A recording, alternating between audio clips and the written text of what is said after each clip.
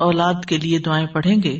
ارشاد باری تعالیٰ ہے سورۃ الفرقان کی آیت نمبر 74 سے 76 تک، اللہ سبحانہ تعالیٰ کا ارشاد ہے والذین یقولون ربنا ھب لنا من ازواجنا وذریاتنا قرۃ اعین واجعلنا للمتقین اماما اولئک یجزون الغرفۃ بما صبروا ویلقون فیہا تحیۃ وسلاما خالدین فیہا حسنت مستقرا ومقاما۔ اور وہ لوگ جو کہتے ہیں اے ہمارے رب ہمیں اپنے ازواج اور اولاد کی طرف سے آنکھوں کی ٹھنڈک عطا فرما اور ہمیں متقی لوگوں کا امام بنا، یہی لوگ ہیں جو اپنے صبر کے بدلے جنت میں بالا خانے دیے جائیں گے، اور وہ اس میں دعائے خیر اور سلام سے استقبال کیے جائیں گے، اس میں وہ ہمیشہ رہنے والے ہوں گے۔ کتنا اچھا ٹھکانہ اور کتنی اچھی قیام گاہ۔ اولاد کے لیے دعا مانگنا انبیاء اور اہل ایمان کا شیوا رہا ہے۔ ابراہیم علیہ السلام نے دعا کی تھی رب ھب لی من الصالحین، اے میرے رب مجھے نیک اولاد عطا فرما۔ اہل ایمان کی دعا اللہ تعالیٰ نے قرآن مجید میں ذکر کی ہے وَأَصْلِحْ لِي فِي ذُرِّيَّتِي، اور میری خاطر میری اولاد کی اصلاح کر دے۔ زکریا علیہ السلام نے دعا کی تھی فَهَبْ لِي مِن لَّدُنْكَ وَلِيًّا يَرِثُنِي وَيَرِثُ مِنْ آلِ يَعْقُوبَ وَاجْعَلْهُ رَبِّ رَضِيًّا، مجھے اپنے پاس سے ایک وارث عطا فرما جو میرا وارث بنے اور آل یعقوب کا وارث ہو، اور اے میرے رب اسے پسند کیا ہوا بنا، وہ ایسا ہو جس سے تو راضی ہو جائے، وہ پسندیدہ ہو۔ ابراہیم علیہ السلام نے دعا کی تھی رب اجعلنی مقیم الصلاۃ ومن ذریتی ربنا وتقبل دعا، اے میرے رب مجھے بھی اور میری اولاد کو بھی نماز قائم رکھنے والا بنا، اے رب میری یہ دعا قبول فرما۔ اہل ایمان ہمیشہ اپنی اولاد کے لیے دعا کرتے ہیں۔ سورۃ الفرقان کی جو آیات میں نے آپ کے سامنے پڑھی ہیں یہ عباد الرحمان سے متعلق آیات ہیں کہ رحمان کے خاص بندے، رحمان کے پسندیدہ بندے اللہ تعالیٰ سے دعا کرتے ہیں کہ ربنا ھب لنا من ازواجنا وذریاتنا قرۃ اعین، کہ اللہ ہمیں اپنی ازواج سے اور اپنی اولاد سے آنکھوں کی ٹھنڈک عطا فرما۔ یاد رکھیے یہ دعا ہر صاحب ایمان کا شیوا ہے، ہر مومن کو یہ دعا کرتے رہنا چاہیے، چاہے ہماری اولاد نیک ہی کیوں نہ ہو، چاہے وہ فرما بردار ہی کیوں نہ ہو، چاہے وہ قرآن کی حافظ ہی کیوں نہ ہو، چاہے وہ دین کی عالم ہی کیوں نہ ہو، پھر بھی یہ دعا مانگتے رہنا چاہیے، اس لیے کہ دل رحمان کی 2 انگلیوں کے درمیان ہوتا ہے، وہ جیسے چاہے انہیں پھیر سکتا ہے۔ ہمیں نہیں معلوم کہ آج اگر ہماری اولاد دین پر ہے تو کل اس کا مستقبل کیا ہوگا، اس لیے کبھی بھی اس بارے میں بے فکر نہیں ہونا چاہیے۔ نیک سے نیک ترین اولاد بھی ہو، تہجد گزار بھی ہو، صائم اور قائم ہو، لیکن پھر بھی دعا کرتے رہیں۔ اگر آپ کی اولاد نیک ہے تو آپ کی دعائیں ان کی نیکی میں استقامت اور اضافے کا سبب بنے گی، یعنی وہ مزید نیک بنے گی، ان کے اندر مزید استقامت آئے گی، اور پھر اسی طرح ان کا ایمان بھی بڑھے گا۔ اور اگر وہ نیک نہیں ہے اور اگر وہ آپ کی آنکھوں کی ٹھنڈک نہیں ہے تو اس دعا سے انشاءاللہ وہ آپ کی آنکھوں کی ٹھنڈک بنیں گے۔ تو ہم سب کو بھی یہ دعا کرتے رہنا ہے کہ اے اللہ ہماری اولاد کو نیک بنا اور ان کو متقین کا امام بنا، یعنی تقوی والوں کی صحبت میں ہوں اور تقوی والوں میں بھی سب سے آگے ہوں، تقوی والوں کو بھی مزید لیڈ کرنے والے ہوں، ان کی رہنمائی کرنے والے ہوں، اور پھر یہ کہ وہ ہماری آنکھوں کی ٹھنڈک بھی ہوں، یعنی جہاں وہ رب کے پسندیدہ ہوں وہاں وہ ہمارے لیے بھی باعث سکون ہو۔ اس کے ساتھ ساتھ انسان کے لیے لازم ہے کہ وہ اپنی اولاد کی نیک تربیت بھی کرتا رہے، کیونکہ تربیت کی کوشش کرنا جو ہے ایک صبر آزما کام ہے۔ اسی لیے اس آیت کے بعد جو آیت آتی ہے اس میں صبر کرنے والوں کی جزا جنت میں غرفہ بتائی گئی ہے۔ عربوں کے ہاں گھر کے اندر جتنے بھی کمرے ہوتے ہیں ان میں سے سب سے بہترین کمرہ غرفہ کہلاتا ہے، یعنی سب سے اعلیٰ ترین درجہ۔ تو جنت میں بھی جب غرفہ کی بات ہے تو اس سے مطلب کوئی ہائی رائز بلڈنگ نہیں ہے، کیونکہ وہ ایک جگہ پر آتا نا کہ غرفات پر غرفات مبنیہ ہوں گے، تو اس سے مراد یہ ہے کہ جنت کے اعلیٰ ترین مقامات اللہ تعالیٰ ان کو عطا کرے گا جو صبر کے ساتھ تربیت بھی کرتے رہیں گے اور صرف اپنی تربیت اور اپنی کوشش کو کافی نہیں سمجھیں گے بلکہ اللہ تعالیٰ سے دعا بھی کریں گے۔ اور بہت دفعہ ایسا بھی ہوتا ہے کہ ہم تربیت میں پوری کوشش کر لیتے ہیں لیکن اس کا اثر اولاد میں نظر نہیں آتا، اولاد آپ کی ایکسپیکٹیشن پہ پوری نہیں اترتی، آپ جیسے ان کو دیکھنا چاہتے ہیں ویسے وہ نظر نہیں آتے۔ کیا ہم نوح علیہ السلام کی تربیت پہ کوئی شک کریں گے؟ ان کے 4 بیٹے تھے جن میں سے 3 بہترین بیٹے ثابت ہوئے، لیکن ایک بیٹا اپنے ہی راستے پر چل نکلا. اس میں انسان کی کوشش اگر ہو اور انسان کے بس میں ہو اولاد کی اصلاح تو وہ سبھی کو سیدھا کر کے رکھ دے. لیکن یاد رکھیے کوشش ہماری، دعا ہماری، اور اس میں اثر ڈالنے والا اور اس کو ہماری آنکھوں کی ٹھنڈک بنانے والا صرف اور صرف ہمارا رب ہے. اس لیے مومن صرف اپنی کوششوں پہ بھروسہ نہیں کرتا بلکہ وہ اپنے رب کو پکارتا رہتا ہے. اور پھر عام طور پر یہ ہوتا ہے کہ ہم اس دعا کو اپنی دعاؤں کا حصہ نہیں بناتے. ہاں، جب اولاد کی طرف سے کوئی تکلیف پہنچتی ہے، جب وہ ہماری کوئی بات نہیں مانتے یا ہمیں ناراض کرتے ہیں، تو پھر ہمیں خیال آتا ہے کہ ہمیں دعا کرنی چاہیے کہ ان کی اصلاح ہو جائے اور یہ سیدھے ہو جائیں اور ہماری آنکھوں کی ٹھنڈک بن جائے. یاد رکھیے یہ صرف اولاد کے بگاڑ کے وقت کی دعا نہیں ہے بلکہ ہمیشہ یہ دعا کرتے رہنا چاہیے. اپنی روز مرہ زندگی کی خاص دعاؤں میں اس دعا کو شامل کر لیں. اپنی نمازوں میں، سجدوں میں، قبولیت کے اوقات میں اپنی اولاد کے لیے دعا کرے، کیونکہ اولاد انسان کی محبوب ترین چیزوں میں سے ہے. جن کو اللہ نے اولاد کی نعمت سے نوازا ہے وہ اچھی طرح سمجھ سکتے ہیں کہ ہماری زندگی میں اولاد کا کیا مقام ہے. یعنی جب تک انسان والدین نہیں بنتا، ماں باپ نہیں بنتا، وہ اس بات کو سمجھ ہی نہیں سکتا کہ اولاد کیا چیز ہوتی ہے. کیونکہ انسان زندگی میں مختلف چیزوں سے محبت کرتا ہے، مختلف چیزوں کے ساتھ انسان کا لگاؤ ہوتا ہے، مختلف کام یا مختلف چیزیں اس کو پسند آتی ہیں. لیکن جب ایک عورت ماں بنتی ہے، ایک مرد جو ہے وہ باپ بنتا ہے، تو اس کے بعد اس کی زندگی میں جو تبدیلی آتی ہے، اس کے بعد اس کی زندگی کے اندر جو خوبصورتی آتی ہے، اس کے بعد اس کی زندگی کا جو محور اور مرکز بن جاتا ہے اور اس کی تمام توجہ کا مرکز جو چیز بن جاتی ہے، اور دن رات کی یہ ڈیوٹی 24/7 کی ہوتی ہے. یعنی باقی چیزوں سے تو آپ کسی وقت الگ بھی ہو سکتے ہیں، مگر یہ وہ رشتہ ہوتا ہے کہ جس سے آپ پھر مرتے دم تک الگ نہیں ہو سکتے، کیونکہ وہ آپ کے جسم کا ایک حصہ ہوتا ہے. اور اللہ تعالیٰ آپ کے دل میں ہر چیز سے زیادہ ان کے لیے محبت ڈال دیتا ہے، اور ان کی خوشی آپ کو خوش کرتی ہے اور ان کا دکھ آپ کو دکھی کرتا ہے. اس لیے انسان کو ہمیشہ اپنی دعاؤں میں یہ خاص دعا کرتے رہنا چاہیے، اور قبولیت کے اوقات میں بھی، کیونکہ اولاد سے ملنے والی آنکھوں کی ٹھنڈک اسی وقت ہوتی ہے جب اولاد سیدھے رستے پر ہوتی ہے، جب اولاد نیک ہوتی ہے، اچھے کام کر رہی ہوتی ہے، تو پھر ہی ماں باپ کی آنکھوں کی ٹھنڈک ہوتی ہے. اور اس دعا کے دوسرے حصے میں اپنے لیے دعا ہے کہ اللہ ہمیں متقین کا امام بنا. یعنی اولاد جو ہے ہم اس کے ایک طرح سے امام ہوتے ہیں، جیسے حدیث میں آتا ہے نا، کلکم راعٍ وکلکم مسئول عن رعیتہ. تو ہر ایک ہم میں سے راعی ہے، ہر ایک لیڈر، ہر ایک ذمہ دار ہے. تو اللہ تعالیٰ ہمیں ماں باپ کی حیثیت میں ایسا رول ماڈل بنا کہ ہم متقی ہوں اور ہماری اولاد بھی متقی ہو.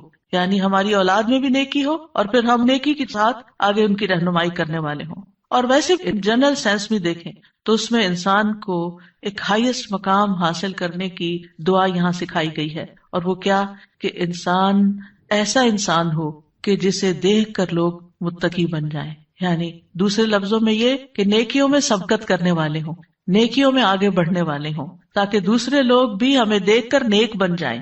مثلاً اگر ایک مرد اول وقت میں مسجد میں جا کر نماز پڑھتا ہے تو اس کے بچوں پر اس کا کیا امپریشن ہوگا. یعنی اگر باپ ذمہ دار ہے تو بچے بھی دیکھ کر کہیں گے کہ ہاں ہمیں بھی یہی کام کرنا ہے، کیونکہ بچے ابتدائی زندگی میں خاص طور پر باپ کو، ماں کو بہت فالو کر رہے ہوتے ہیں. پھر اسی طرح اگر آپ کا پڑوسی آپ کو دیکھتا ہے، آپ کے کولیگز آپ کو دیکھتے ہیں کہ آپ کی توجہ سب سے زیادہ کس چیز کی طرف ہے، تو وہ بھی آپ کی دیکھا دیکھی نیکی کے کام میں آگے بڑھتے ہیں. آپ صدقہ کرتے ہیں اور کوئی آپ کو دیکھ رہا ہے، آپ کا مقصد نہیں دکھانا، لیکن کسی کو نظر آ جاتا ہے تو آپ کو دیکھ کر وہ بھی شروع کر دیتا ہے، تو آپ اس کے کیا بن گئے؟ امام. یعنی آپ لیڈ کر رہے ہیں، آپ آگے ہیں اور وہ آپ کو فالو کر رہے ہیں.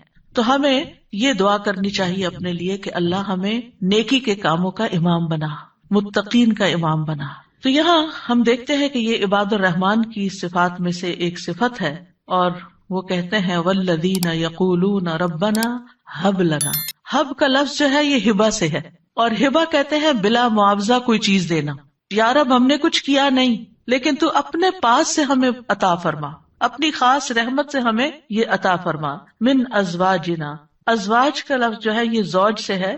جن اور حیوانات ان سب میں نر اور مادہ پایا جاتا ہے جو ہر ایک دوسرے کا زوج کہلاتا ہے.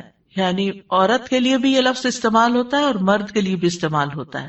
اگر مرد یہ دعا کریں گے تو اپنی بیویوں کے لیے کریں گے کہ ہماری بیویاں ہمارے لیے آنکھوں کی ٹھنڈک ہوں، اور اگر عورتیں یہ دعا کریں گی تو ان کے ازواج ان کے خاوند ہوں گے کہ ان کو ہمارے لیے آنکھوں کی ٹھنڈک بنا. اور ذریات سے مراد ذریت جو ہے صرف اولاد نہیں ہوتی، اولاد کی اولاد بھی ذریت کہلاتی ہے. کیونکہ آپ نے دیکھا ہوگا کہ جب آپ اپنی اولاد کے لیے دعا کرتے ہیں اور وہ کسی قابل ہوتی، بڑی ہوتی، پھر ان کے بچے پیدا ہوتے ہیں، تو بعض اوقات اپنے بچوں سے زیادہ بچوں کے بچے پیارے ہو جاتے ہیں. اور اگر وہ نیک بنتے ہیں تو ہمیں آنکھوں کی ٹھنڈک نصیب ہوتی ہے، اور اگر بچوں کے بچوں میں کوئی بگاڑ آ جائے تو آپ ایکولی دکھ اور تکلیف میں مبتلا ہو جاتے ہیں. تو اس لیے یہ بہت جامع دعا ہے کہ ہم صرف اپنے لیے نہیں، اپنے بچوں کے لیے نہیں، بلکہ اپنی نسلوں کے لیے دعا کر رہے ہوتے ہیں. تو ربنا ہب لنا من ازواجنا و ذریاتنا، اور ذریات میں قرۃ اعین، آنکھوں کی ٹھنڈک. آپ کو معلوم ہے کہ آنکھیں ٹھنڈی بھی ہوتی ہیں اور گرم بھی ہوتی ہیں. آنکھوں سے جب آنسو بہتے ہیں، خوشی کے آنسو بہیں تو آنکھیں ٹھنڈی ہوتی ہیں، اور اگر غم کے آنسو ہوں تو آنکھیں گرم ہو جاتی ہیں. تو آنکھوں کی ٹھنڈک کا مطلب ہے خوشی، مسرت. اور پھر یہ کہ آنکھوں کی ٹھنڈک ہو تو انسان پرسکون رہتا ہے، نیند بھی سکون سے آتی ہے.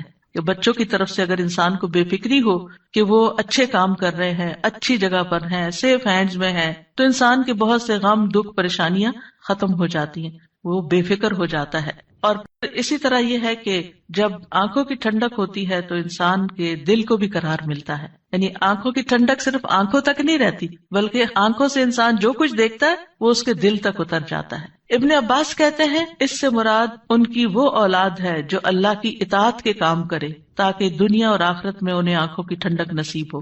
یعنی جو بچے نیک ہوتے ہیں وہ ماں باپ کے لیے ان کی زندگی میں بھی خوشی کا باعث ہوتے ہیں، اور جب ماں باپ فوت ہو جاتے ہیں تو وہ ان کے لیے صدقہ جاریہ بن جاتے ہیں. اور پھر جب قیامت کے دن اٹھیں گے اور اولاد اور والدین کو اللہ سبحانہ وتعالی جمع کر دے گا اپنی جنتوں میں، تو یہ وہاں بھی ان کو دیکھ دیکھ کر خوش ہوتے رہیں گے. obviously جو بچے ماں باپ کے ساتھ نہیں جا سکیں گے، جو ماں باپ کا دین چھوڑ گئے یا ان کا راستہ چھوڑ گئے یا نماز روزہ چھوڑ گئے، تو پھر ظاہر ہے کہ وہ بچے چاہے دنیا میں کتنے بھی کامیاب کیوں نہ ہو، وہ آخرت میں ساتھ نہیں ہوں گے.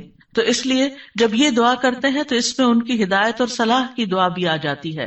یعنی یہاں اس دعا سے مراد صرف بچوں کا ظاہری حسن اور خوبصورتی اور ان کی دنیا کی کامیابیاں اور دنیا میں ان کا مال و دولت کمانا، یہ بھی ٹھیک ہے، خوشی کی بات ہوتی ہے.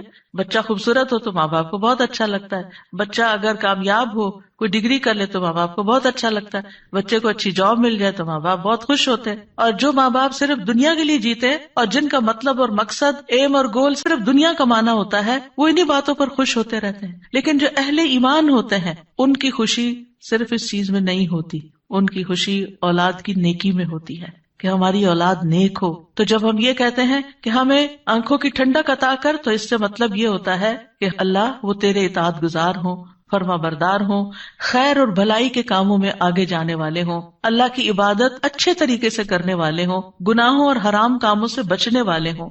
اور وجعلنا للمتقین اماما، کہ اللہ ہمارے ماتحت جتنے بھی لوگ ہیں وہ سب متقی ہوں. یعنی ایک طرف اولاد کے لیے دعا اور دوسری طرف ان لوگوں کے لیے جو ہمیں فالو کرتے ہیں یا جن کے اوپر ہم ذمہ دار بنائے گئے ہیں کہ یا اللہ ان کے اندر بھی تقویٰ پیدا کر دے. یعنی ہماری اولاد تو نیک ہو، لیکن آپ کے ساتھ جو لوگ کام کر رہے ہیں، جن کے آپ ذمہ دار ہیں، مثلاً اگر آپ استاد ہیں اور آپ کے شاگرد ہیں، یا آپ ایک لیڈر ہیں، کمیونٹی لیڈر ہیں اور آپ کے بہت سے فالوورز ہیں، یا اسی طرح اور جو بھی کام آپ لیڈرشپ رول میں کرتے ہیں، تو یا اللہ جو لوگ آپ کی جو ٹیم ہے، یا اللہ اس کو بھی متقی بنا دے، اس کے اندر بھی اپنی محبت پیدا کر دے. کتنی خوبصورت دعا ہے. ظاہر ہے کہ انسان انہی لوگوں کے ساتھ ہوتا ہے، یا تو گھر میں ہوتا ہے یا باہر کام پر ہوتا ہے. جب گھر میں ہوتا ہے تو کیا ہوتا ہے، بیوی اور بچوں کو دیکھ کر انسان اپنی آنکھیں ٹھنڈی کرتا ہے، اس کو ایک پرسکون ماحول ملتا ہے. اور جب وہ گھر سے باہر ہوتا ہے، اپنی جاب پر ہوتا ہے، اپنی ٹیم کے ساتھ ہوتا ہے، تو ان کی نیکی، ان کا اخلاق، ان کا تقویٰ دیکھ دیکھ کر اس کی آنکھیں ٹھنڈی ہوتی رہتی. سنسیئر مخلص ساتھیوں کا مل جانا یہ اللہ تعالیٰ کی بہت بڑی نعمت ہوتی ہے. اور پھر آپ دیکھیے کہ یہ نہ صرف ان کے تقویٰ کی دعا ہے، بلکہ جو خود متقی بننے کی خواہش رکھتا ہوگا وہی چاہے گا کہ اس کے ساتھی اور اس کے ماحول کے لوگ اور اس کے آس پاس کے لوگ تقویٰ والے ہوں. اور یہ معنی بھی اس کا بنتا ہے کہ یا اللہ تو ہمیں اتنا تقویٰ عطا کر کہ ہم متقین کے امام بن جائیں، یعنی ان متقین میں سے بھی سب سے آگے ہو تقویٰ میں. للمتقین اماما، یعنی ہمیں ہدایت کا امام بنا، لوگوں کو ہم سے ہدایت حاصل ہو، گمراہی کا امام نہ بنے. کیونکہ اللہ سبحانہ تعالیٰ نے خوش بخت لوگوں کے بارے میں فرمایا سورۃ الانبیاء میں، وَجَعَلْنَاهُمْ أَئِمَّةً يَهْدُونَ بِأَمْرِنَا وَأَوْحَيْنَا إِلَيْهِمْ فِعْلَ الْخَيْرَاتِ وَإِقَامَ الصَّلَاةِ وَإِيتَاءَ الزَّكَاةِ وَكَانُوا لَنَا عَابِدِينَ. اور ہم نے انہیں ایسے پیشوا بنایا جو ہمارے حکم کے ساتھ رہنمائی کرتے تھے، اور ہم نے ان کی طرف نیکیاں کرنے اور نماز قائم کرنے اور زکوٰۃ ادا کرنے کی وحی بھیجی، اور وہ صرف ہماری عبادت کرنے والے تھے. تو اس سے کیا پتہ چلتا ہے کہ ہم نے انہیں ایسا پیشوا بنایا جو ہمارے حکم کے ساتھ رہنمائی کرتے تھے. یہ ہے متقین کے امام، کہ جو اللہ کی مرضی اور اللہ ہی کے دی ہوئی جو تعلیم اور ہدایت ہے اس کے مطابق لوگوں کو گائیڈ کرتے ہیں، صرف اپنی من پسند چیزوں یا اپنی طرف سے چیزیں ایجاد نہیں کرتے. اور اہل شقاوت بدبخت لوگوں کے بارے میں آتا ہے وَجَعَلْنَاهُمْ أَئِمَّةً يَدْعُونَ إِلَى النَّارِ. ہم نے ان کو ایسے امام بنایا جو لوگوں کو آگ کی طرف بلاتے ہیں، جیسے فرعون تھا، قارون اور اس طرح کے لوگ، کہ لوگ ان کو فالو کرتے تھے اور وہ خود بھی آگ کی طرف جانے والے. جیسے فرعون کے بارے میں آتا ہے يَقْدُمُ قَوْمَهُ يَوْمَ الْقِيَامَةِ فَأَوْرَدَهُمُ النَّارِ. کہ قیامت کے دن وہ اپنی قوم کو لیڈ کر رہا ہوگا اور انہیں آگ میں لے جا کے گرائے گا. تو اس لیے بہت ضروری ہے کہ ہم خیر میں اچھا نمونہ بنے. اور ویسے بھی آپ دیکھیں کہ انسان کے امپریشنز ہوتے ہیں، انسان جو کچھ کرتا ہے، اچھا کرتا ہے یا برا کرتا ہے، اس کے آثار ہوتے ہیں. یعنی آپ اچھا کرتے ہیں اور آپ کو دیکھ کے جتنے لوگ خاموشی سے اچھا کر لیتے ہیں وہ سارے آپ کے آثار ہو گئے، اور ان سب کی نیکی آپ کی نیکی میں جمع ہو گئی. اور آپ کو دیکھ کر اگر کوئی شخص غلط ٹرینڈ اختیار کرتا ہے تو اس کی قباحت بھی آپ کے پلے میں پڑ گئی. تو متقین کا امام بننے کے لیے یاد رکھیے دو چیزیں بڑی اہم ہیں، ایک ہے صبر اور دوسرے ہے یقین. صبر اور یقین، یہ دو چیزیں ہوں تو یہ مقام حاصل کیا جا سکتا ہے. اللہ تعالیٰ فرماتے ہیں وَجَعَلْنَا مِنْهُمْ أَئِمَّةً يَهْدُونَ بِأَمْرِنَا لَمَّا صَبَرُوا وَكَانُوا بِآيَاتِنَا يُوقِنُونَ. اور جب انہوں نے صبر کیا تو ہم نے ان میں سے ایسے امام بنائے جو ہمارے حکم سے رہنمائی کرتے تھے اور وہ ہماری آیات پر یقین رکھتے تھے. یاد رکھیے ایک بچے کی تربیت صبر آزما کام ہوتا ہے، اور اس کے بارے میں ہوپ فل رہنا بھی بڑا ضروری ہوتا ہے. کیونکہ اگر ہم صبر کا دامن چھوڑ دیں اور یہ کہے کہ یہ تو ماننے والے نہیں اور یہ ہماری سنتے نہیں، ٹھیک ہے جو چاہے کریں، اور ان کو کھلی چھٹی دے دیں، تو وہ تو بگاڑ کی آخری حد کو پہنچ جائیں گے. آپ کھلی چھٹی دے دیں گے نہیں، آپ کو اچھے اخلاق کے ساتھ، رویے کے ساتھ وقتاً فوقتاً ان کی اصلاح کا کام کرتے رہنا ہے. اور یہ صبر آزما کام ہے. یعنی بعض اوقات آپ کا دل اندر سے کٹ رہا ہوگا، آپ شدید غصے کا شکار ہوں گے، شدید نفرت کا شکار ہوں گے ان کے کسی غلط کام پر، لیکن آپ اس کا ایسا اظہار نہیں کریں گے کہ جس سے وہ ہمیشہ کے لیے آپ کو خیر بات کہہ کے چلے جائیں اور آپ سے کٹ جائیں. کیونکہ آپ دیکھیں بہت سے بچے ایسے ہوتے ہیں جو ماں باپ کی نیگنگ سے اور ماں باپ کی بد اخلاقی اور بدسلوکی سے پھر وہ ہمیشہ کے لیے ان کو چھوڑ ہی جاتے ہیں. تو ایسا کوئی طریقہ اختیار نہیں کرنا کہ جس سے وہ دور ہوں، بلکہ محبت کے ساتھ. یعنی اگر ان کے اندر آپ دیکھتے ہیں کچھ چیزیں ایسی ہیں جو درست نہیں، تو محبت کے ساتھ اور صبر کے ساتھ دعائیں کرتے کرتے ان کی اصلاح کرتے جائیں. ہو سکتا ہے آپ اپنی زندگی میں نہ دیکھیں وہ دن جس کو آپ دیکھنا چاہتے ہیں، لیکن مرنے کے بعد آپ کو ان کی دعائیں پہنچ رہی ہوں، آپ کی وہ محنت ضائع نہیں جائے گی. تو لما صبروا، صبر کرنا بہت ضروری ہے. اور پھر یہ ہے کہ ان کی طرف سے جتنی بھی آزمائشیں آئیں، ان کی طرف سے جو تکلیفیں آپ کو پہنچے، کیونکہ جو بھی ماں باپ بنتے ہیں وہ سب جانتے ہیں کہ اولاد کی طرف سے بعض اوقات آنکھوں کی ٹھنڈک سے زیادہ تکلیفیں ہی پہنچتی. یعنی وہ آپ کا مقام نہیں سمجھتے جب تک وہ خود ماں باپ نہیں بنتے. ان کو سمجھ نہیں آتی کہ ماں باپ کا مقام کیا ہے اور ماں باپ کی تکلیف کیا ہے. لہٰذا ایسے تمام مواقع پر صبر سے کام لینا ہے. اور دوسرا یہ کہ یقین رکھنا ہے، بے یقینی سے دعا نہیں کرنی. یقین رکھنا ہے کہ اللہ میری دعائیں سنتا ہے اور وہ ضرور سنے گا. لم اکم بدعائک رب شقیہ، اے رب میں تجھ سے دعا مانگ کر کبھی بدبخت ہوا ہی نہیں، تو دعاؤں کا سننے والا ہے. ایسی دعا کرنے والوں کا انجام بہت بہترین ہے. اللہ تعالیٰ فرماتے ہیں اولئک یجزون الغرفۃ، ایسے نیک بندے جن کے اندر یہ صفات ہوں، جو یہ چاہتے ہوں کہ ان کی اولاد اچھی ہو جائے، ان کے ازواج، ان کی بیوی یا شوہر اچھا ہو جائے، اور پھر صبر کے ساتھ یہ سب کام کریں، تو پھر ان کا انجام بھی بہت اچھا ہے. اور وہ کیا ہے کہ جنت کا اعلیٰ ترین مقام، جیسا کہ سورۃ العنکبوت میں آتا ہے والذین آمنوا وعملوا الصالحات لنبوئنہم من الجنۃ غرفا تجری من تحتها الانہار خالدین فیہا نعم اجر العاملین الذین صبروا وعلی ربہم یتوکلون. اور جو لوگ ایمان لائے اور انہوں نے نیک کام کیے، ہم انہیں ضرور ہی جنت کے اونچے گھروں میں جگہ دیں گے. یعنی بہترین مقام پر جگہ دیں گے، جن کے نیچے سے نہریں بہتی ہیں. یعنی اوپر جب ہوتا ہے تو نیچے کا سین زیادہ بہتر نظر آتا ہے. ہمیشہ ان میں رہنے والے ہیں.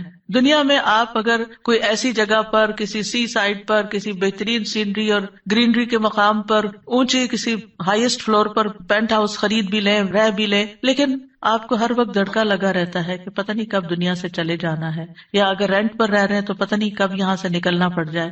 تو آپ پوری طرح انجوائے نہیں کر سکتے. یعنی انسان جتنا بھی چاہے دنیا میں کمپلیٹ انجوائمنٹ ہے ہی نہیں، کیونکہ اس کے ساتھ کئی مسائل اور کئی مشکلات ہوتی ہیں. لیکن آخرت میں بلند ترین مقامات میں فرمایا خالدین فیہا، وہ اس میں ہمیشہ رہیں گے. نکلنے کا، اس کو چھوڑنے کا، اس کے خراب ہونے کا، اس کی مینٹیننس کا کوئی فکر ہی نہیں ہے، صرف انجوائمنٹ ہی ہے.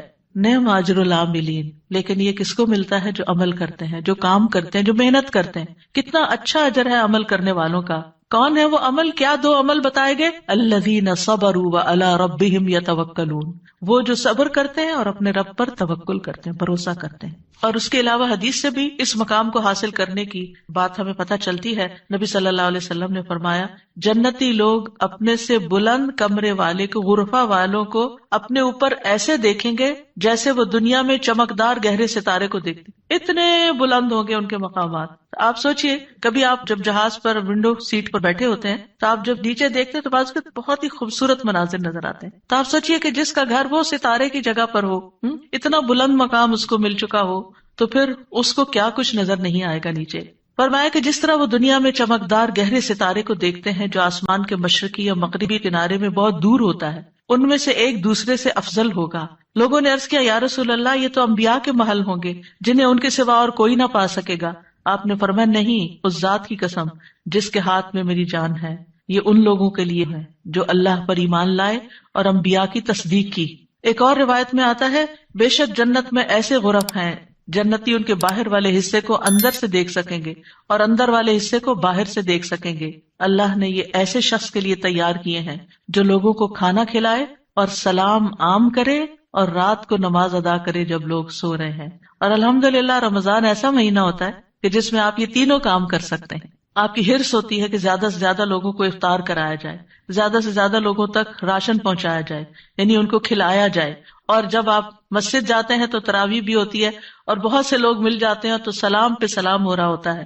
یا دینی مجالس کا زور ہوتا ہے رمضان میں جس میں لوگ اکٹھے ہوتے ہیں تو پھر ایک دوسرے سے ملاقات کر کے سلام کے مواقع آتے ہیں. اور یہ صرف رمضان ہی کے لیے نہیں ہے بلکہ سارا سال انسان ایسے کاموں کی رغبت رکھے، ایسے کاموں سے محبت کرے. اور ان کی جنت میں وہ کیا ہوگا؟ وَيُلَقَّوْنَ فِيهَا تَحِيَّةً وَسَلَامًا، وہاں ان کو سلام اور دعا دی جائے گی. تحیہ کہتے ہیں زندگی کی دعا دینا، یعنی ان کے استقبال کے لیے ایسے فرشتے موجود ہوں گے جو انہیں سلام بھی کریں گے اور سلامتی کی دعائیں بھی دیں گے. جب کوئی سلامتی کی دعا آپ کو دیتا ہے تو کتنا دل خوش ہوتا ہے. تو وہاں فرشتے ان کو دعائیں دے رہے ہوں گے. اور پھر آپس میں جب ملاقاتیں ہوں گی جنتیوں کی تب بھی سلام دعا ہو رہی ہوگی. اور یہ سلامتی ان کو کس لیے ملی؟ کیونکہ دنیا میں انہوں نے گناہوں سے سلامت زندگی بسر کی. خالدین فیہا حسنت مستقرا و مقاما، ہمیشہ اس میں رہیں گے. کتنا خوبصورت ٹھکانہ، کتنا اچھا مقام. یاد رکھیے یہ دعا گھروں کی اصلاح کی بنیاد رکھتی ہے. اس میں صرف اولاد ہی نہیں بلکہ ازواج بھی، یعنی شوہر اور بیوی. آج آپ دیکھیں کہ ہر دوسرے گھر کا یہ مسئلہ بنا ہوا ہے کہ گھر میں میاں بیوی کی لڑائیاں جاری ہیں. اس سے ایک دوسرے کے اندر ایک بے چینی، اداسی، پریشانی، کاموں میں رکاوٹ اور کتنی بے شمار خرابیاں. اور سب سے بڑی بات یہ کہ آپ اپنی اولاد کے لیے ایک بہترین نمونہ ہوتے ہیں. آپ صرف آپس میں نہیں لڑتے بلکہ اپنے بچوں کو ایک برا نمونہ پیش کر کے ان کی زندگیوں کو بھی جہنم بناتے ہیں. اور پھر آپ دیکھیے کہ کوئی اور انسان ناراض ہو جائے تو اس سے انسان کو اتنی تکلیف نہیں ہوتی، حتیٰ کہ اگر ماں باپ بھی ناراض ہوتے ہیں نا تو انسان اتنی پرواہ نہیں کرتا. لیکن اگر شوہر بیوی سے یا بیوی شوہر سے ناراض ہو تو انسان کی غم کی انتہا ہوتی ہے. کسی چیز میں دل نہیں لگتا، پریشانی چھا جاتی ہے اور ہر چیز بے مزہ ہو جاتی. چاہے خوبصورت ترین محل میں آپ رہتے ہو، خوبصورت ترین لباس آپ پہنتے ہو، بہترین کھانے آپ کھاتے ہو، لیکن اگر میاں بیوی کا آپس میں پیار نہیں ہے، آپس میں اتفاق نہیں ہے، آپس میں ایک دوسرے سے خوش نہیں ہے تو زندگی کی کوئی خوشی نہیں ہوتی. تو اس لیے بہت ضروری ہے کہ اس دعا سے کام لیا جائے. اور جہاں کہیں تھوڑے بہت بھی پرابلمز ہیں وہ بھی انشاءاللہ حل ہو جائیں گے، اور جہاں بڑے مسائل ہیں اور جہاں مسائل نہیں بھی وہاں بھی یہ دعا پڑھی جائے تاکہ گھروں کے اندر ایک خوبصورتی ہے. یعنی اللہ تعالیٰ نے ہمیں منع تو نہیں کیا کہ دنیا میں ہم محبت سے زندگی نہ گزاریں. یعنی ہمیں دنیا میں بھی محبت چاہیے، آپس کی اتفاق اور پیار چاہیے. ایک محبت جو ہوتی ہے وہ انسان کی ضرورت ہوتی ہے. ایک دوسرے کی کیئر کرنا ایک ضرورت ہوتی ہے ہر انسان کی. اور اللہ سبحانہ وتعالیٰ نے جوڑے بنائے کیوں ہیں؟ قرآن مجید میں اللہ تعالیٰ فرماتے ہیں وَمِنْ آيَاتِهِ أَنْ خَلَقَ لَكُم مِّنْ أَنفُسِكُمْ أَزْوَاجًا لِتَسْكُنُوا إِلَيْهَا وَجَعَلَ بَيْنَكُم مَّوَدَّةً وَرَحْمَةً إِنَّ فِي ذَلِكَ لَآيَاتٍ لِقَوْمٍ يَتَفَكَّرُونَ. اور اس کی نشانیوں میں سے ایک یہ ہے کہ اس نے تمہاری ہی جنس سے تمہارے جوڑے پیدا کیے یا بیویاں پیدا کی تاکہ تم ان کے پاس سکون حاصل کرو، اور تمہارے درمیان محبت اور رحمت پیدا کر دی.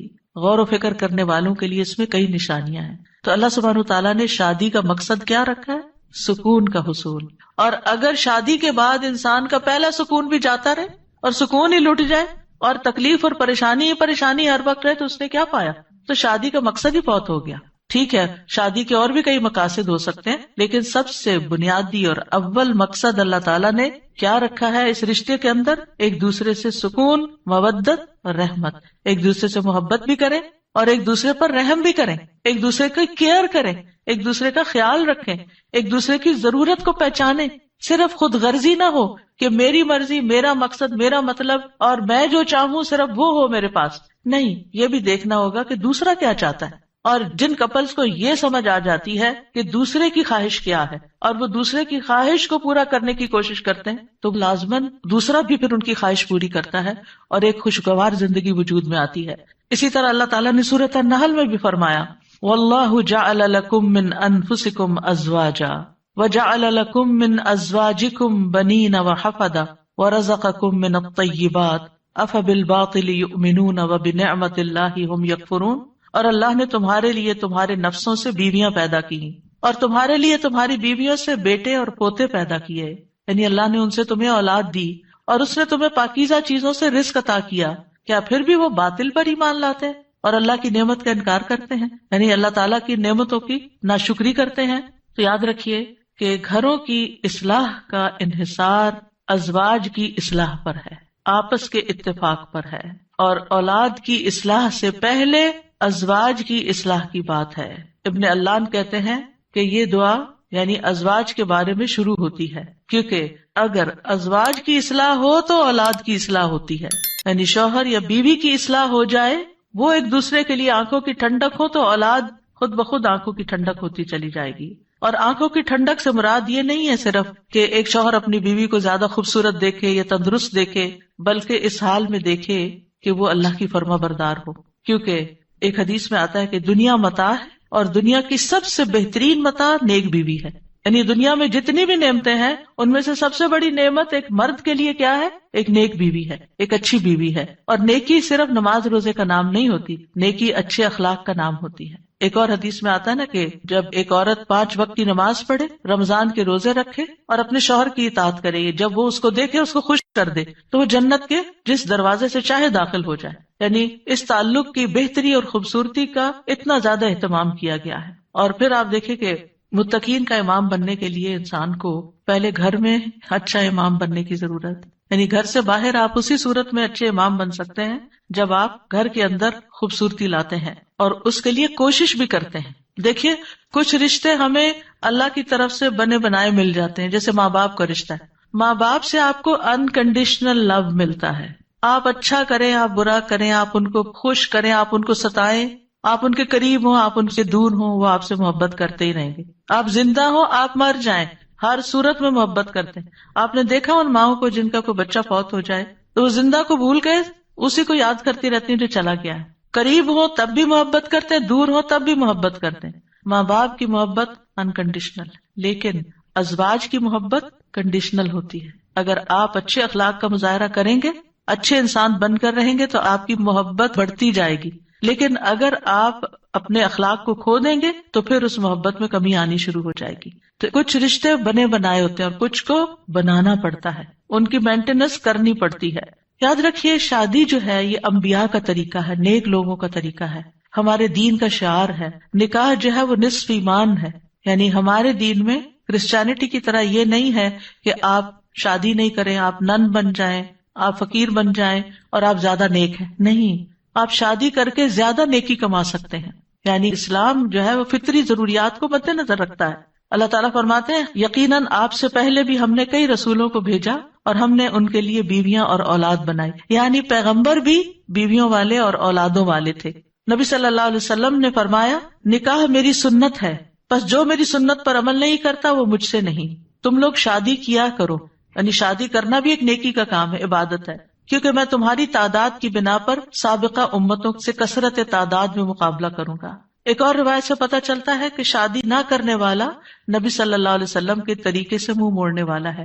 آپ کو یاد ہوگا کہ وہ 3 صحابہ جو نبی صلی اللہ علیہ وسلم کی ایبسنس میں حضرت عائشہ کے پاس پوچھنے گئے تھے کہ آپ کے اعمال کیا ہیں، تو جب انہوں نے بتایا تو ان کا وہ تو اللہ کے نبی ہیں، تو اس لیے ایک نے کہا میں کبھی گوشت نہیں کھاؤں گا، دوسرے نے کہا میں کبھی رات کو نہیں سوؤں گا، تیسرے نے کہا میں کبھی شادی نہیں کروں گا. تو نبی صلی اللہ علیہ وسلم کو جب یہ باتیں پتہ چلی تو آپ نے اللہ تعالیٰ کی حمد و ثنا کی اور فرمایا ان لوگوں کو کیا ہو گیا ہے جنہوں نے ایسی اور ایسی باتیں کہی ہیں. میں رات میں نوافل بھی پڑھتا ہوں، سوتا بھی ہوں، نفلی روزہ رکھتا ہوں اور چھوڑ بھی دیتا ہوں، نکاح بھی کرتا ہوں، بس جو شخص میرے طریقے سے منہ موڑے گا وہ مجھ سے نہیں. یعنی وہ میری امت میں سے نہیں ہے جو میرے اس طریقے کو پسند نہ کرے. اللہ سبحانہ وتعالیٰ نے خود نکاح کی رغبت دلائی ہے. وَأَنكِحُوا الْأَيَامَ مِنكُمْ وَالصَّالِحِينَ مِنْ عِبَادِكُمْ وَإِمَائِكُمْ، اور اپنے میں سے بے نکاح مردوں اور عورتوں کا نکاح کر دو، اور اپنے غلاموں اور اپنی لونڈیوں میں سے جو نیک ہیں ان کا بھی. نکاح میں دیر کیوں کرتے ہیں عام طور پر؟ کہ ابھی بچے کچھ کماتے نہیں ہیں. فرمایا اگر وہ محتاج ہوں گے اللہ ان کو اپنے فضل سے غنی کر دے گا، اور اللہ وسعت والا اور سب کچھ جاننے والا ہے. اور پھر شادی ویسے بھی آپ دیکھیں نگاہ کی حفاظت کا ذریعہ ہے، شرمگاہ کی حفاظت کا ذریعہ ہے، نصف دین مکمل کرنے کا ذریعہ ہے. حدیث میں آتا ہے جب کوئی شخص نکاح کر لیتا ہے تو اپنا آدھا دین مکمل کر لیتا ہے، لہذا چاہیے کہ باقی آدھے دین کے بارے میں اللہ سے ڈرتا رہے. پھر آپ دیکھیے کہ صرف دنیا میں نہیں، آخرت میں جنت میں بھی پاکیزہ جوڑے ہوں گے. وَلَهُمْ فِيهَا أَزْوَاجٌ مُطَهَّرَةٌ، پاکیزہ بیویاں ہوں گی. اہل جنت سے کہا جائے گا ادخلوا الجنت انتم وازواجکم تحبرون، تم اور تمہاری بیویاں جنت میں داخل ہو جاؤ، تم خوش رکھے جاؤ گے. فرشتے اہل ایمان اور ان کی بیویوں اور بچوں کے لیے دعائیں کرتے ہیں. کیا کہتے ہیں؟ ربنا وادخلہم جنات عدن التی وعدتہم ومن صلح من آبائہم وازواجہم وذریاتہم انک انت العزیز الحکیم. اے ہمارے رب، اور انہیں ہمیشگی کے باغات میں داخل کر جن کا تو نے ان سے وعدہ کیا تھا، اور ان کے آباء و اجداد اور ان کی بیویوں اور ان کی اولادوں میں سے جو نیک ہوئے ان کو بھی جنت میں داخل کر. یعنی یہ فرشتے اہل ایمان کے لیے دعا کرتے ہیں. اور جنت میں کوئی بھی کمارا نہیں ہوگا، یعنی جن لوگوں کی دنیا میں شادی نہیں ہوئی ان کو بھی اللہ تعالیٰ جوڑے عطا کرے گا، اور جن کے شوہر پہلے فوت ہو گئے یا بیوی فوت ہو گئی، یا ایک نیک تھا اور ایک جنت میں نہیں گیا دوسرا جہنم میں چلا گیا، تو ان کو بھی اللہ تعالیٰ وہاں جوڑے عطا کرے گا. اور کوئی بھی ایسا نہیں ہوگا کہ جو تنہائی کا شکار ہو، آئسولیشن کا شکار ہو، کیونکہ انسان کی زندگی میں اگر کمپینین ہوتا ہے تو انسان کے لیے سکون کا باعث ہوتا ہے. اور خاص طور پر اگر نیک بیوی ہو. قرآن مجید میں آتا ہے فالصالحات قانتات، نیک عورتیں وہ ہیں جو شوہروں کی فرما بردار ہوں، ان کی بات ماننے والی ہوں، اور ان کی عدم موجودگی میں اللہ کی حفاظت میں ان کے حقوق کی حفاظت کرنے والی ہوں، یعنی اپنی جان اور مال کی حفاظت کریں جب شوہر نہ بھی موجود ہوں. پھر ہمیں یہ کہا گیا کہ پاک دامن عورت سے شادی کی جائے. اور عورت سے شادی کا معیار کیا رکھا گیا؟ نبی صلی اللہ علیہ وسلم نے فرمایا عورت سے 4 چیزوں کی وجہ سے نکاح کیا جاتا ہے، اس کے مال و دولت کی وجہ سے، یا اس کے حسب نسب کی وجہ سے، یا اس کی خوبصورتی کی وجہ سے، یا اس کی دینداری کی وجہ سے. تیرے ہاتھ خاک آلود ہوں، دیندار عورت سے شادی کر کے کامیابی حاصل کرو، کیونکہ اگر دین والی تمہارے گھر میں آئے گی تو اللہ سے ڈرنے والی ہوگی، اس کا اخلاق اچھا ہوگا، اس کے اندر بگاڑ نہیں ہوگا، تمہیں اس کو بار بار نماز کی پابندی کے لیے نہیں کہنا پڑے گا، اس کو نیکی کی طرف لانے کے لیے بہت ایفرٹ نہیں کرنی پڑے گی. اور پھر آپ دیکھیں کہ ایک ماں کے اوپر انحصار ہوتا ہے کہ بچوں کی کیا تربیت کرتی ہے، کیونکہ تربیت اولاد باپ کا حصہ کم ہوتا ہے، ماں کا حصہ زیادہ ہوتا ہے. اگر ایک بچہ اپنی ماں کو نیک دیکھتا ہے تو اس کے اندر ایک نیکی کی محبت پیدا ہوتی ہے. تو بہرحال یہ رشتے جو ہیں ان کے لیے دعا بھی ہے، اور اس کے ساتھ ساتھ انتخاب بھی اچھا ہو، اور پھر ان کو بنانے کے لیے کوشش بھی رہے. اللہ تعالیٰ مردوں کو حکم دیتے ہیں وَعَاشِرُوهُنَّ بِالْمَعْرُوفِ، عورتوں کے ساتھ بھلے طریقے سے زندگی بسر کرو، یعنی ان کے حقوق ادا کرو، اور ایک دوسرے سے محبت کرنا جو ہے یہ بھی دین کا حصہ ہے. عقبہ بن عامر کہتے ہیں میں نے رسول اللہ صلی اللہ علیہ وسلم کو یہ فرماتے ہوئے سنا کہ اسلام میں جائز لہو میں 3 چیزیں آتی ہیں: انسان کا اپنی بیوی کے ساتھ دل لگی میں مصروف ہونا، ہنسی مذاق کرنا، اپنے گھوڑے کی دیکھ بھال کرنا یعنی اس کے ساتھ ٹائم سپینڈ کرنا، اور تیر اندازی کرنا. بظاہر دیکھا جائے تو یہ ٹائم ویسٹر بھی ہو سکتے ہیں، لیکن یہ ہمارے دین میں ایک نیکی تصور کیے جاتے ہیں. یہ شغل جو ہے یا یہ ہابیز جو ہیں یہ پسندیدہ ہے. پھر یہ ہے کہ شوہر اور بیوی کو ایک دوسرے کا حق ادا کرنا ہے، کیونکہ یہ حقوق اللہ نے ایک دوسرے کے ذمے رکھے ہیں اور اللہ تعالیٰ قیامت کے دن پوچھے گا. بعض اوقات ایک بیوی یہ کہتی ہے کہ میں شوہر کا حق نہیں دیتی کیونکہ وہ بھی میری فلاں بات نہیں مانتا، یا شوہر یہ کہتا ہے میں بیوی کا حق نہیں دیتا کیونکہ میری وہ فلاں بات نہیں مانتی. نہیں، جب تک آپ اس رشتے میں ہیں دونوں کو ایک دوسرے کا حق دیتے رہنا چاہیے. اور کیوں دینا چاہیے؟ کہ اللہ کا حکم ہے. اس لیے نہیں کہ شوہر خوش ہوگا یا بیوی خوش ہوگی، اس لیے کہ میرے رب کا حکم ہے، اس لیے مجھے یہ کام کرنا ہے. اور جب آپ رب کو راضی کرتے ہیں تو رب بندوں کو بھی آپ سے راضی کر دیتا ہے. پھر اسی طرح یہ ہے کہ ایک دوسرے سے اچھے اخلاق کے ساتھ پیش آنا. نبی صلی اللہ علیہ وسلم نے فرمایا ایمان کے لحاظ سے کامل مومن وہ ہے جو اخلاق میں سب سے اچھا ہے، اور تم میں سے بہتر شخص وہ ہے جو اپنے گھر والوں کے لیے اچھا ہے، اور ایک روایت میں بیویوں کے لیے اچھا ہے. اس میں آپ دیکھیے کہ لوگ گھر سے باہر تو ہر ایک سے بڑا اچھا اخلاق رکھتے ہیں، لیکن گھر میں منہ بنا کے رکھتے ہیں، تو یہ اچھے اخلاق کی علامت نہیں. اللہ تعالیٰ نے جو کرائیٹیریا دیا ہے وہ کیا ہے کہ سب سے اچھا وہ ہے جس کا گھر میں اخلاق اچھا ہے. پھر اسی طرح یہ ہے کہ بد زبانی نہیں کرنی چاہیے. پھر بیوی کے ذمہ ہے کہ شوہر کی بات ماننے کے علاوہ شوہر کے مال اور اولاد کی حفاظت کرنے والی ہو، ان کو ضائع نہ کرے، صابر و شاکر ہو. شوہر کی ذمہ داری کیا ہے کہ گھر والوں پر خوشی سے خرچ کرے. اور نبی صلی اللہ علیہ وسلم نے فرمایا جو شخص اپنے اوپر خرچ کرتا ہے تاکہ وہ اس کے ذریعے لوگوں سے مانگنے سے بچے، وہ اس کے لیے صدقہ ہے. یعنی آپ اپنی پرسنل نیڈز کے لیے اسپینڈ کرتے ہیں، یہ بھی صدقہ ہے. جو شخص اپنی بیوی اور بچوں اور اپنے گھر والوں پہ خرچ کرتا ہے وہ بھی صدقہ شمار ہو جاتا ہے. یعنی شوہر کے نامہ اعمال میں وہ نیکی لکھی جاتی ہے کہ یہ اپنی بیوی پر بچوں پر خرچ کرنے والا ہے. پھر اسی طرح اچھے گزران کا اصول کیا ہے کہ ایک دوسرے کی اچھی عادتوں پر نظر رکھی جائے اور بری عادتوں کو اگنور کیا جائے. اگر ہم نے یہ ایکویشن بدلی کہ بری عادتوں کو ہر وقت ہائی لائٹ کیا، تم یہ نہیں کرتی، تم یہ نہیں کرتے، تم یہ نہیں کرتی، تم یہ نہیں کرتے، تو پھر زندگی جہنم بن سکتی ہے. کیونکہ ہر وقت اگر انسان اسی میں کڑتا رہے کہ اس شخص میں کیا خرابی ہے، کیا نہیں ہے، کیا کون سی برائی ہے، کون سی غلط عادت ہے، اور اسی پر لڑائی جھگڑا کرتا رہے، تو زندگی میں انجوائمنٹ نہیں رہتی. بلکہ اس کے برعکس نبی صلی اللہ علیہ وسلم نے یہ فرمایا کوئی مومن شخص کسی مومن عورت سے بغض نہ رکھے، یعنی بیوی سے نفرت نہیں کرنی چاہیے. اگر عورت کی ایک عادت ناپسند ہوگی تو کوئی دوسری عادت پسند ہوگی. تو کیا مطلب ہے کہ ناپسند بات کو چھوڑو، جو پسندیدہ ہے اس پر نظر رکھو. پھر اسی طرح یہ ہے کہ نیک اولاد کے لیے بھی کوشش کے علاوہ اور دعائیں بھی ہمیں سکھائی گئی ہیں، جیسے ان کی پیدائش سے پہلے ہی دعا کرنا، ربی ہب لی من الصالحین، اے میرے رب مجھے نیک اولاد عطا کر. یعنی ابھی اولاد ہوئی نہیں لیکن پہلے سے ہی دعا مانگنا شروع ہو جائے انسان کہ اللہ مجھے نیک اولاد دینا. اور پھر یہ کہ شادی کے وقت ایسی عورت کا انتخاب کرنا جس کے اندر بچے پیدا کرنے کی صلاحیت ہو، کیونکہ نبی صلی اللہ علیہ وسلم نے اس بات کا حکم دیا کہ محبت کرنے والی اور زیادہ بچے پیدا کرنے والی عورت سے شادی کرو. یعنی یہ ہمارے دین میں پسندیدہ چیز ہے. پھر اسی طرح شادی سے ملنے والی جو نیک اولاد ہے اس کا فائدہ کیا ہے کہ وہ مرنے کے بعد والدین کے لیے دعائیں کرتی ہے اور ماں باپ کے لیے صدقہ جاریہ بن جاتی ہے، اور یہ والدین کی درجات کی بلندی کا ذریعہ بنتا ہے. جہاں تک اولاد کی تربیت کا تعلق ہے تو اولاد کے بارے میں سوال ہوگا، یعنی ماں باپ دونوں سے پوچھا جائے گا کہ انہوں نے ان کی تربیت میں کیا کوشش کی. پھر اسی طرح اولاد کا پہلا حق کیا ہے؟ حدیث میں آتا ہے نبی صلی اللہ علیہ وسلم نے فرمایا اپنے نطفوں کے لیے اچھی عورت کا انتخاب کرو، یعنی نیک عورت کا انتخاب کرو، اور دین میں ہم پلہ عورتوں سے نکاح کرو، اور ہم پلہ مردوں کو اپنی بیٹیوں کا نکاح کر کے دو. پھر اسی طرح اچھے باپ کا انتخاب.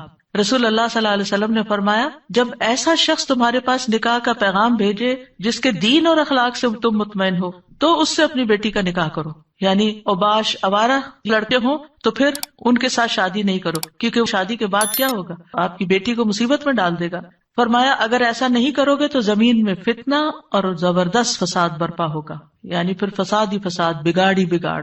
پھر اسی طرح ولادت سے پہلے شیطان سے حفاظت کی دعا سکھائی گئی کہ جب شوہر بیوی ایک دوسرے سے ملیں تو دعا پڑھیں، جیسے حضرت مریم کی والدہ نے دعا پڑھی تھی وَإِنِّي أُعِيذُهَا بِكَ وَذُرِّيَّتَهَا مِنَ الشَّيْطَانِ الرَّجِيمِ. کتنی خوبصورت دعا ہے کہ اللہ میں اس بچی کو بھی اور اس کی آئندہ آنے والی ذریت کو بھی تیری پناہ میں دیتی ہوں شیطان سے بچا کر. پھر یہ کہ بچوں کو سب سے پہلے توحید سکھانی چاہیے، بچپن سے ہی بچوں کے اندر اللہ کا ڈر پیدا کرنا چاہیے، دین کی تعلیم سیکھنے میں رغبت دلانی چاہیے، اچھے اخلاق کی تعلیم دینی چاہیے.